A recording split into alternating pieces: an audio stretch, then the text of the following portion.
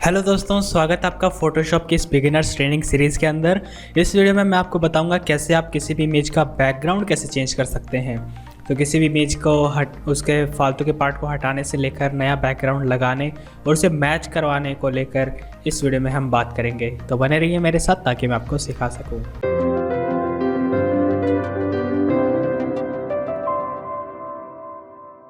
Hello and welcome to medialearns.com। और दोस्तों, स्वागत है आपका फोटोशॉप की इस बिगिनर्स ट्रेनिंग सीरीज़ के अंदर। इस वीडियो में हम बात करेंगे कैसे हम किसी भी इमेज का बैकग्राउंड कैसे चेंज कर सकते हैं।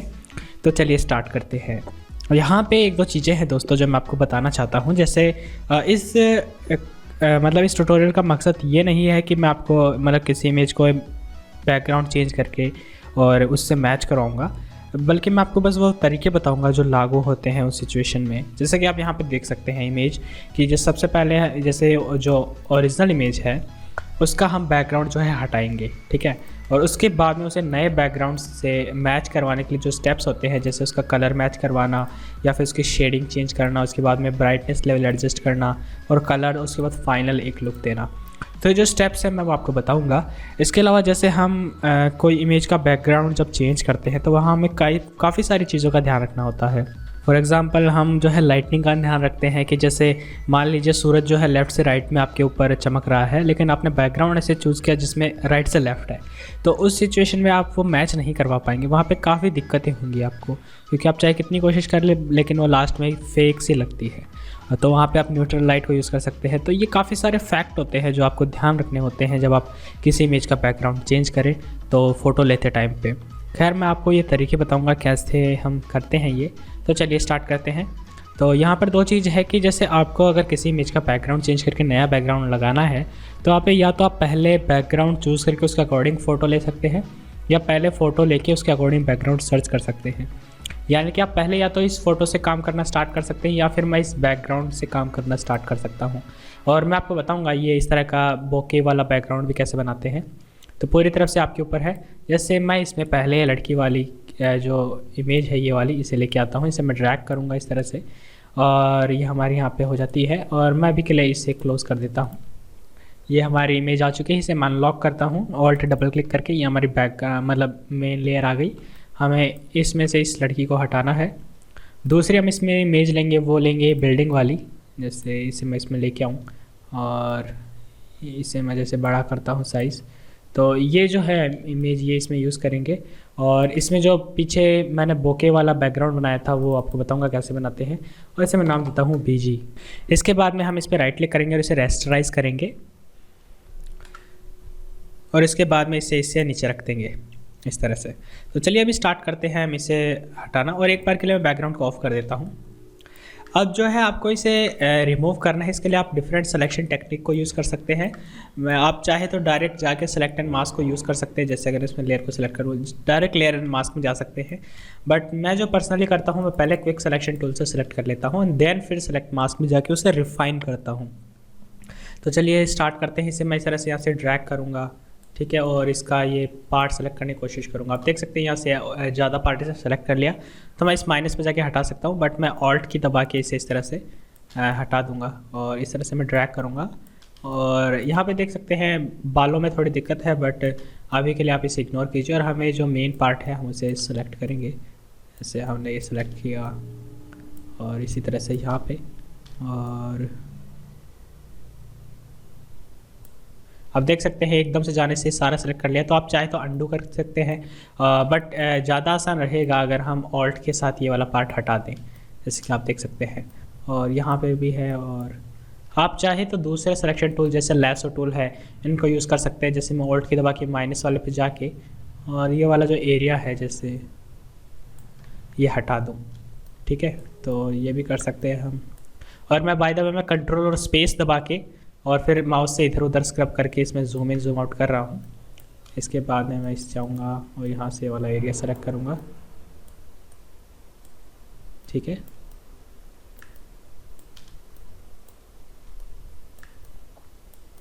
और ये एक्स्ट्रा पार्ट है, मैं ऑल्ट के साथ इसे हटा दूँगा। इसी तरह से ये वाला पार्ट भी, ठीक है।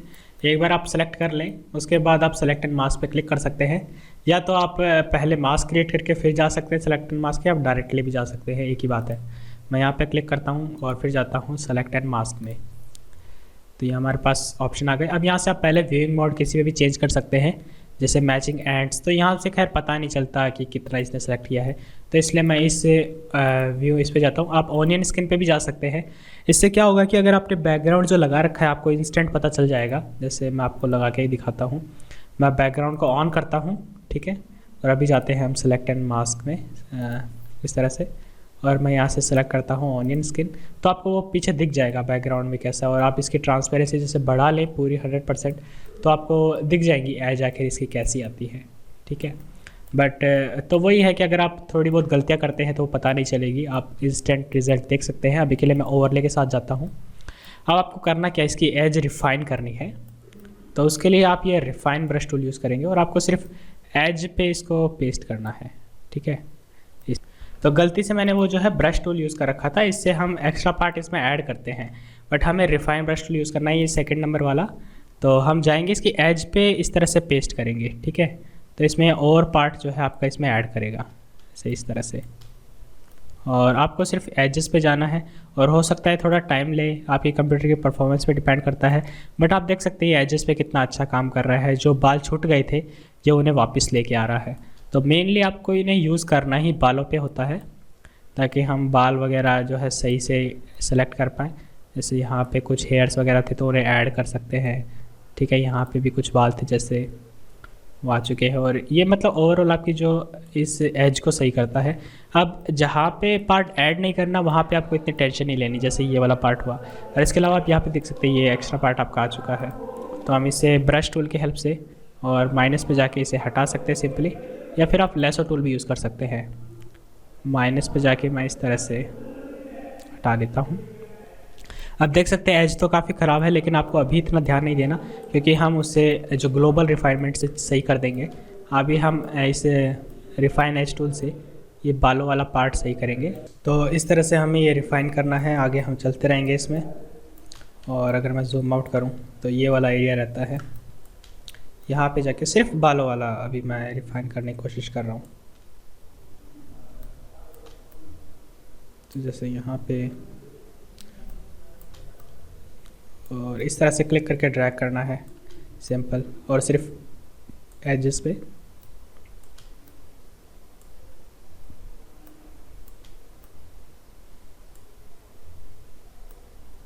इसके अलावा अगर आप चाहें तो मैं हेयर सिलेक्शन के ऊपर, जैसे काफ़ी कॉम्प्लेक्स हेयर सिलेक्शन होता है उसके ऊपर वीडियो बनाऊंगा एडवांस के अंदर। अगर आप चाहते हैं वो वीडियो देखना तो आप कमेंट में मुझे सजेस्ट कर सकते हैं।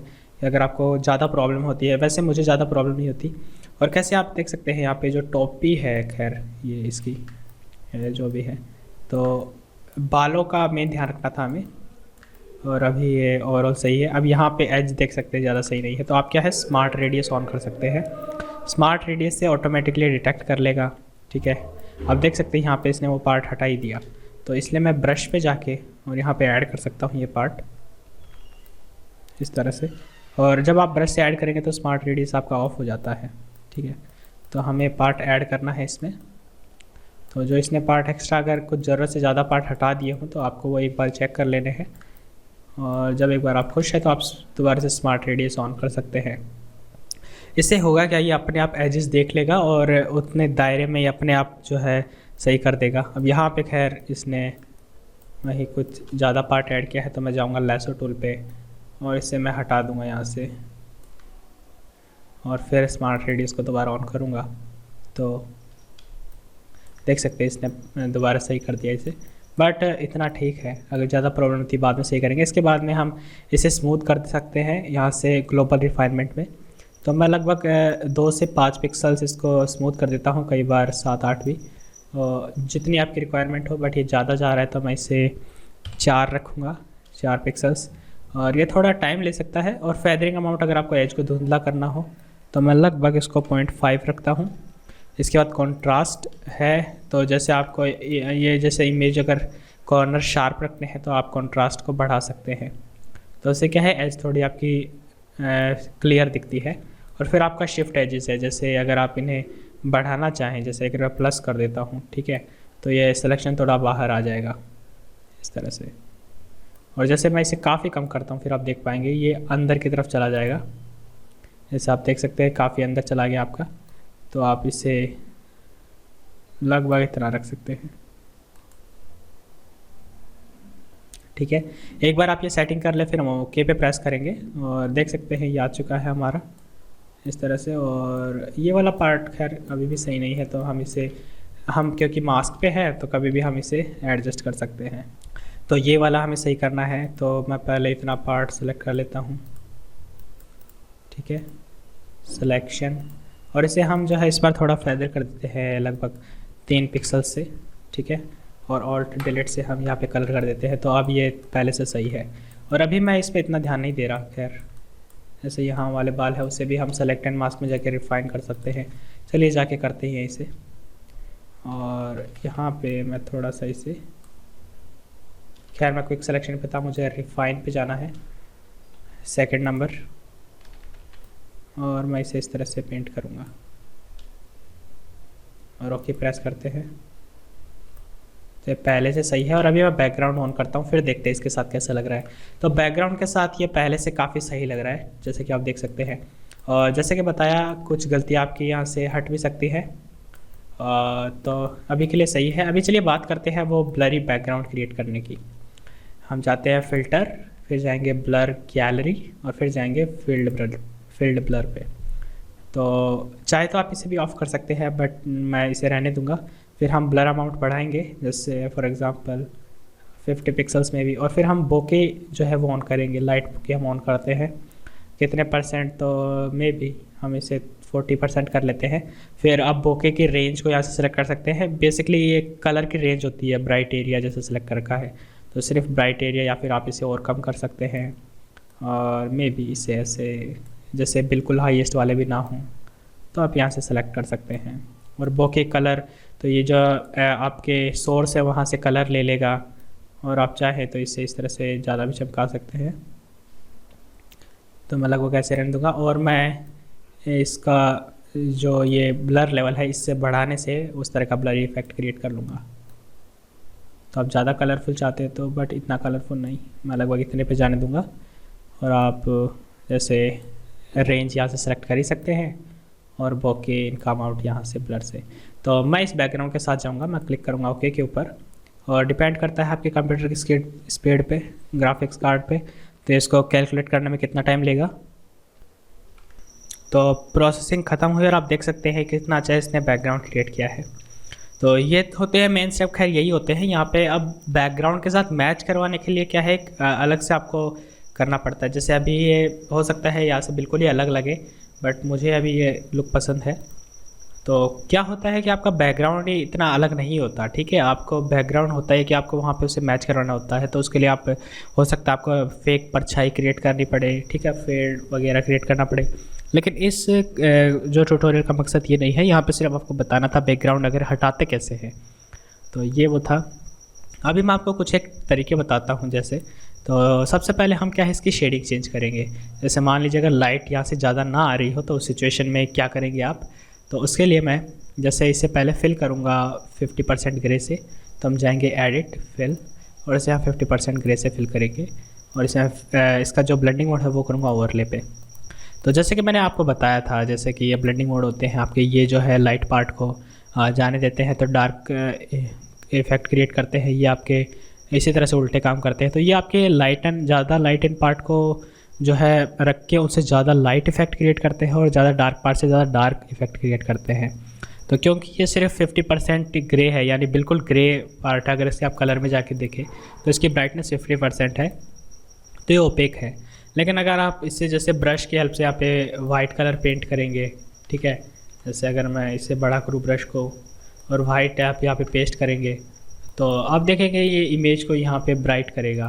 ठीक है, जैसे कि मैं आप देख सकते हैं यहाँ से इसे ब्राइट करेगा अगर आप वाइट कलर से इस यहाँ पे पेस्ट करते हैं।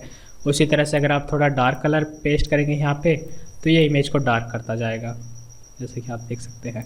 तो इस टेक्निक को यूज़ करके हम इस इमेज की शेडिंग चेंज करेंगे। तो इसे मैं दोबारा से फिल करता हूँ, फिल एंड देन 50% ग्रे। अब हम इसके लिए ब्रश यूज़ नहीं करेंगे, हम इसके लिए जो टूल यूज़ करेंगे वो है हमारे ये burn and dodge tool. Dodge tool से वहाँ की आप ब्राइटनेस बढ़ा सकते हैं, और आप बर्न टूल से उसकी ब्राइटनेस कम कर सकते हैं। ठीक है, अब हम क्या है इसके हाईलाइट वाले पार्ट की थोड़ी कम करेंगे। वैसे चाहे तो आप इसके साथ भी जा सकते हैं, बट अब मैं आपको तरीका बता रहा हूँ।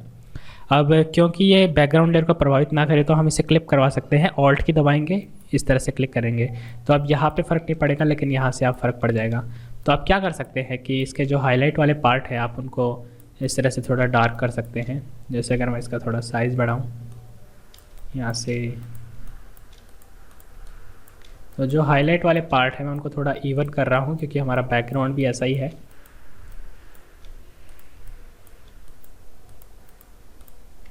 कुछ इस तरह से तो काफ़ी सडल है, बट मैं इसे चेंज करूँगा तो आप देख सकते हैं जो मैंने हाईलाइटेड वाले पार्ट थे उनको थोड़ा सा डार्क किया है। इसके बाद में हमारा दूसरा मेन स्टेप होता है कि क्या है कि जब हम किसी भी बैकग्राउंड को मैच करवाते हैं तो वापस दो चीज़ें आपको ध्यान रखनी होती हैं। आपको कलर मैच करवाना होता है और ब्राइटनेस लेवल। तो ब्राइटनेस लेवल में तो ये शेडिंग वगैरह आ जाती है। इसके अलावा ब्राइटनेस कॉन्ट्रास्ट, जैसे ऐसा नहीं है कि आप रात की फ़ोटो को दिन के बैकग्राउंड के साथ मैच करवा पाए। और दूसरे होते हैं कलर से रिलेटेड कि आप उनका सैचुरेशन लेवल जो है वो सेम हो रहे। और इसके अलावा जो कलर्स है, जैसे हो सकता है पीछे की इमेज थोड़ी वार्म हो, रेडिश हो, लेकिन आपने ठंड में फ़ोटो खींची हुई हो जैसे ब्लूइश हो, तो वहाँ पे वो कलर मैच करवाने होते हैं। तो अभी जैसे हम दोनों करेंगे, पहले जाएंगे ब्राइटनेस एंड कॉन्ट्रास्ट पे और इससे पहले तो हम क्लिप करवा देंगे और आपको बस वो देखना होता है आपको कितनी ये इमेज ब्राइट रखनी है। तो अभी के लिए जैसे मैं, क्योंकि ये बैकग्राउंड काफ़ी ब्लरी है तो इस तरह के लुक के साथ हम जा सकते हैं क्योंकि इससे पता चलता है बैकग्राउंड बहुत दूर है। और दूसरा हम यूज़ करेंगे ह्यू एंड सैचुरेशन। यहाँ पे हम सैचुरेशन अमाउंट को सेट करेंगे तो बिल्कुल कम से ऐसी हो जाती है और कुछ ज़्यादा से ज़्यादा ब्राइट कलर्स आते हैं। तो आपको एक ऐसा लेना है कि लगभग सेम से कलर आए। तो लगभग जैसे इतना, ठीक है, -5। तो काफ़ी सडन सा चेयर है, शायद आप यूट्यूब कंप्रेशन की वजह से देख भी ना पाए, बट इस तरह से आपको मैच करवाने होते हैं। इसके बाद हम एक और यूज़ करते हैं कर्व्स, जो मैं पर्सनली यूज़ करता हूँ। आप जैसे कुछ एक स्पेसिफिक कलर को चेंज कर सकते हैं, जैसे यहाँ से जाके RGB में ओवरऑल ब्राइटनेस को चेंज कर सकता हूँ। रेड में जाके या ग्रीन में जाके सिर्फ ग्रीन कलर की ब्राइटनेस को चेंज कर सकता हूँ। यहाँ से हम रीसेट कर सकते हैं।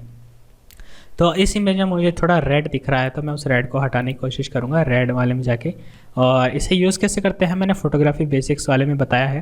बेसिकली हिस्टोग्राम है और ये लाइन जो है ये हाईलाइट वाला पार्ट है, ये आपका जो है डार्क वाला पार्ट है, मिड टोन वाला। तो आप जैसे इसके हाईलाइट वाले पार्ट का कलर चेंज करना चाहते तो हाईलाइट से इसे इस तरह से करेंगे और डार्क वाले पार्ट से कम करना चाहते तो इस तरह से।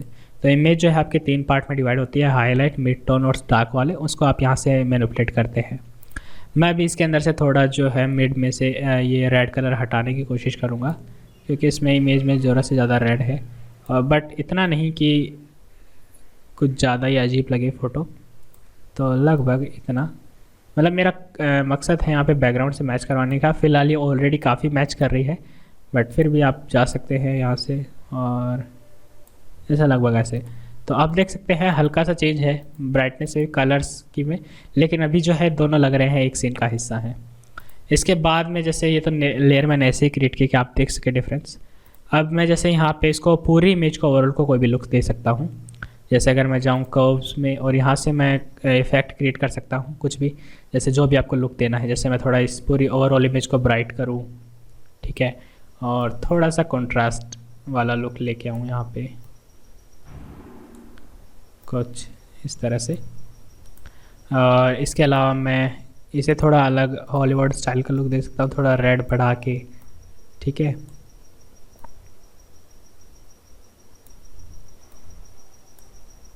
इस तरह से। और मे भी हम थोड़ा ब्लू ऐड कर सकते हैं इसमें।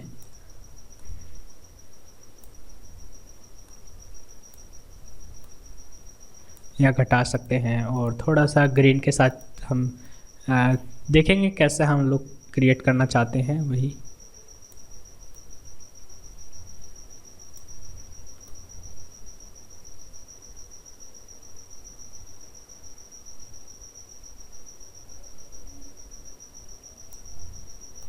तो बिल्कुल हल्का हल्का चेंज कर रहा हूँ मैं, ऐसा नहीं आपको बहुत ज़्यादा चेंज करना है। हमें जैसा लुक चाहिए हम उसके साथ जाएंगे। तो जैसे पहले ये ऐसा था और उसके बाद अभी ऐसा है, थोड़ा सा पॉप वाला इफेक्ट मैंने क्रिएट किया है। तो यही स्टेप्स होते हैं किसी भी इमेज के बैकग्राउंड को चेंज करने के लिए। आपको बस इमेज को जो है बाकी का पार्ट हटाना होता है, एक नया बैकग्राउंड ऐड करना होता है, फिर आपको उसके कलर्स और शेडिंग वगैरह चेंज करनी होती है।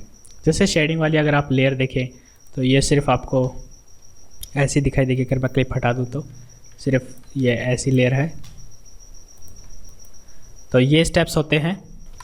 तो किसी भी इमेज का बैकग्राउंड चेंज करने के लिए ये स्टेप्स होते हैं जो हम काम में लेते हैं। इसके अलावा मैं एडवांस फोटोशॉप ट्यूटोरियल में आपको और अच्छे तरीके से बताऊंगा, जैसे फोटोशॉप मैनिपुलेशन में कि कैसे हम बैकग्राउंड चेंज करते हैं। इसके अलावा और एसेट कैसे मैच करवा सकते हैं। तो इस वीडियो के अंदर फ़िलहाल इतना ही। अगर आपको कोई प्रॉब्लम या डाउट है तो आप मुझे नीचे कमेंट सेक्शन में पूछ सकते हैं। तो मैं आशा करता हूँ ये चीज़ आपको समझ में आई होंगी। इसी तरह के और वीडियोस के लिए आप मेरे चैनल को सब्सक्राइब करना ना भूलें, और एडवांस ट्यूटोरियल्स के लिए और ज़्यादा जानकारी के लिए आप मेरी वेबसाइट यानी medialearns.com पर भी जा सकते हैं। तो इसी के साथ मैं आपसे मिलता हूँ मेरे अगले वीडियो में। So thank you for watching this video. I am Devendra Singh and I will see you next time. Thank you.